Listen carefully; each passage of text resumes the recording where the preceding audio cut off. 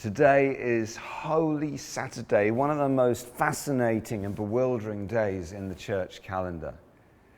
Yesterday was the crucifixion, tomorrow the resurrection, but today we wait in the middle between suffering and hope, between dear God and amen. It's kind of the day for those who struggle with questions, those who are waiting for God's breakthroughs, those who are experiencing God's silence. And I love that the Bible endorses that waiting. So often we rush the resurrection. We want to leapfrog Holy Saturday and move straight from the cross to the resurrection as if there is no complexity and no questions in between. But the reality of all of our experience is that we have to wait. We have to question, we have to struggle.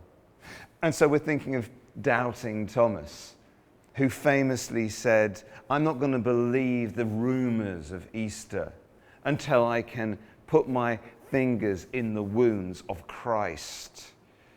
It's a violent demand. It's the demand of someone who's hurting, but also someone who's questioning. Some of us just find faith hard. We demand a sign. We want an experience. We need an encounter. The really wild spiritual stuff always seems to happen to other people, not us. And the amazing thing about Thomas is that he walked probably as far as India. That's a long walk, declaring the resurrection of the one whose resurrection he doubted when he first heard about it. And in AD 72, he probably was killed for his confession of the resurrection of Jesus. He wasn't doubting Thomas at all. He just had a different kind of faith. And the amazing thing about Jesus is that he endorses the way that Thomas is wired. He doesn't come along and say, Apostle John, you're always worshipping, you can have the top job, you're an apostle. Thomas, oh dear, you're always doubting, you better do administration. He uses him with equal power to plant the church in India.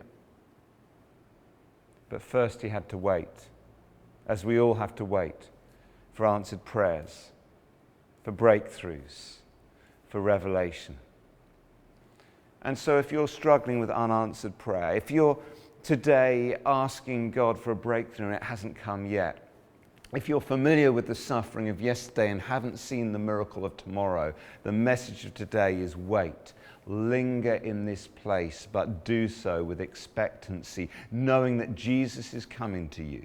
Jesus does not judge you, but accepts the way that you're wired. He kind of even likes the fact you're a thinker as well as a feeler.